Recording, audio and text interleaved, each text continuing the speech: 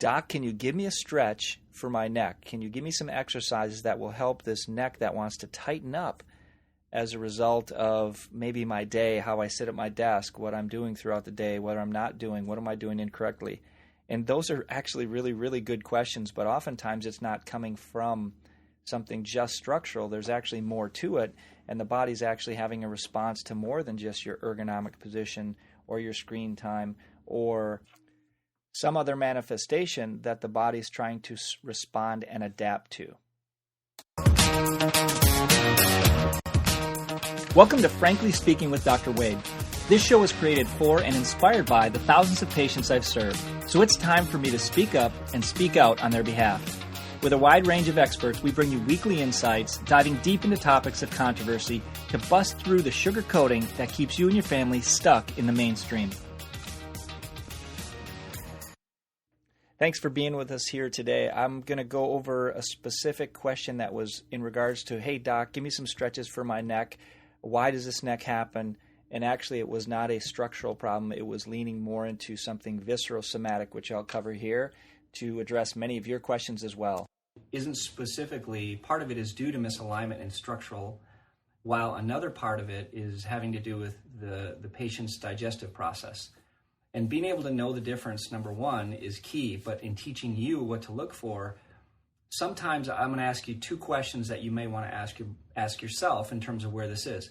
So for one, many people know how to stretch their neck. There's specific stretches you can do, which are very proactive in terms of helping. These stretches are very specific to help support healthy alignment, which is great, but it's not going to solve necessarily the immediate problem. The immediate problem, upon getting adjusted and giving the body a break there when it's inflamed and irritated, can be a few easy stretches, but in this particular case, it had to do with more of this process of digestion that was triggering some what's called visceral somatic, so organic to muscle, and it happens both ways. It can happen reverse somatovisceral, which is muscle to organ, where one is influencing the other and they're both involved. And because we look at the body holistically, we recognize that there's those opportunities, those situations where the body, it could have one, it could have multiple factors that are actually part of the cause behind it. And that's really what we want to discuss is where's the cause for you as an individual.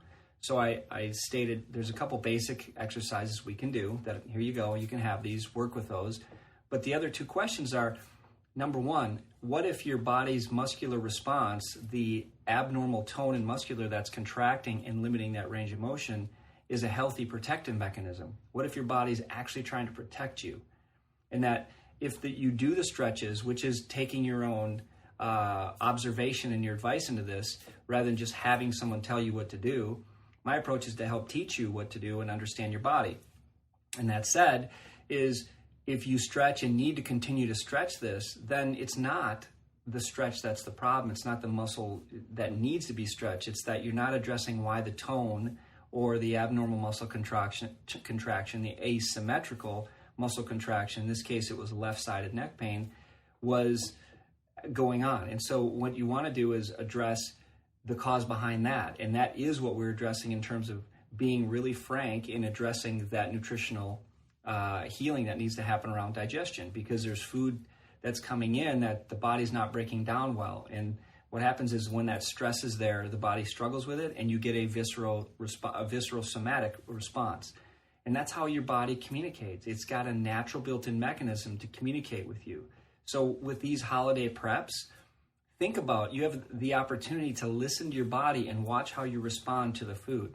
Now, there's three types of patients watching this. Number one, those who are completely aware of this, completely get it, and they're conscious of the certain foods they eat and how their body responds.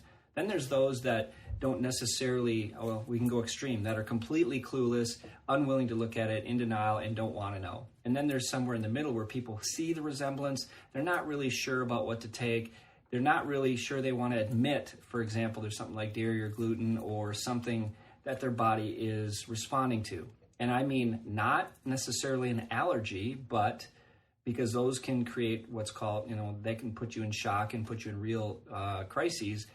It's the insidious nature of a food sensitivity that flies below the radar and does damage long-term, low-grade, and keeps you from really expressing your health potential.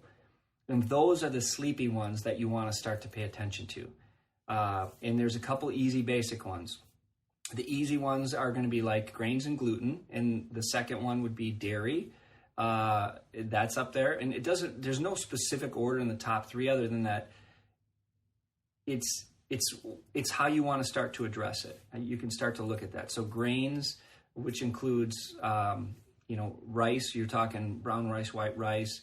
You're talking about oatmeal. You're talking about grains. All right. So wheat. You're talking about flours like that. And when we talk about a non-gluten, it's not so much even that it's all gluten. This is a whole nother conversation, but it's the glyphosate within the GMO food, and that is what's high as well, and that demineralizes the body. Hey, Kaveh, brother, how you doing? So when we're actually dealing with that, it's a demineralizer, and that shuts down the enzymatic processes in the body and leaves your body at a deficit to be able to carry out its process, both of metabolizing nutrients and also detoxifying. And you throw this whole system out of whack. And nobody seems to want to mention, they want to talk about a flu season, but nobody's mentioning sugar season starts before flu season. And I can't believe I may be the first to coin that phrase, but hey, Shannon, the bottom line is sugar season is an immune killer. It basically shuts that immune system down. If you want to cut your white blood cell count in half, then start consuming more sugar. And that sets the stage for the pathogenic response and the fact that your body is going to be more susceptible to the viruses that are already in your own tissue, let alone the passing of natural exchanges. So just consider the possibility that you can be aware, and this can be an opportunity this holiday season. And we've already had too many people that we know of having gallbladder attacks, having a crisis gallbladderectomy, which changes the whole system and puts an overload on the biliary system, the liver as well, in the future, that creates other problems we'll talk about. So this was supposed to be just a quick note. I want to keep it really quick. Hey, Dr. Melissa, love it. Halloween is basically kicks off the sick season. I absolutely agree. It starts with our kids, and adults snag that too. So it just makes it okay, and it's kind of nonstop through the end of the year and into January. And then we have to start breaking habits, which is very timely, of course, isn't it? So good feedback. Thank you, by the way. And so think about the preservation of your gallbladder and watch how you respond. Fats and sugars are going to stress it and strain it. If you're going to it's bad timing, isn't it, to talk about this right before Thanksgiving when you're just like, don't tell me to not have gluten and some of these other challenges when I'm getting really, really excited to have some great food and be thankful. Well, be thankful for yourself. Be thankful for your health. Some of us live a healthy lifestyle and have things sneak up on us because we can delay some things, which is great in many ways, but it also sneaks up. And hey, Maria, Scott, good to see you guys. So in the grand scheme, learn what to look for with your body. Just understand the bloating, the gas, and distension is your body struggling to break something down. That starts to load up the colon. That starts to kick off inflammatory processes in further. And so now you're exhausted for many reasons. And tryptophan from your turkey gets a big hit of it. It does do that. But so does the overload. You don't have turkey every day, and yet some of you get tired just from digesting food because it's too much for your digestive system. And then you're recruiting your immune response. More depth on that later. But the grand message today is stay tuned and pay attention to your body. You be your observation of data. Look at it and just make sense of it. And you don't have to judge it.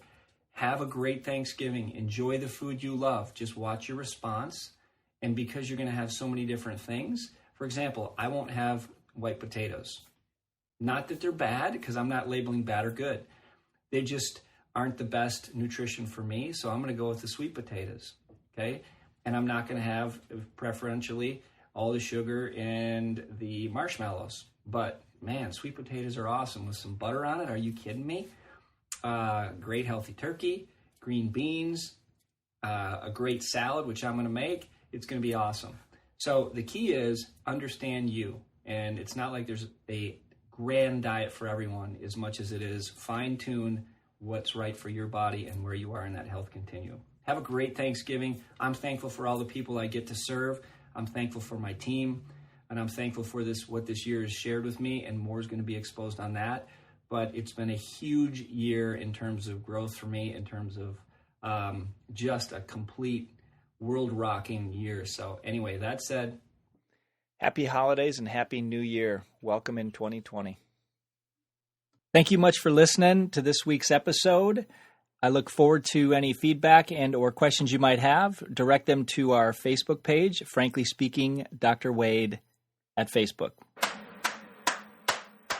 Okay, my fellow health warriors, it's time to head over to iTunes, franklyspeakingdrwade.com. There, you can rate, review, and subscribe, as well as share, so more of our brothers and sisters can grow to realize their voice. Speaking up means you matter. So, get on it. This podcast is for information purposes only. The statements and views expressed are not medical advice and are not meant to replace the medical advice of your doctor. This podcast, including Dr. Wade Annenson and his guests, disclaim responsibility for any adverse effects you may experience from the specific use of information contained herein.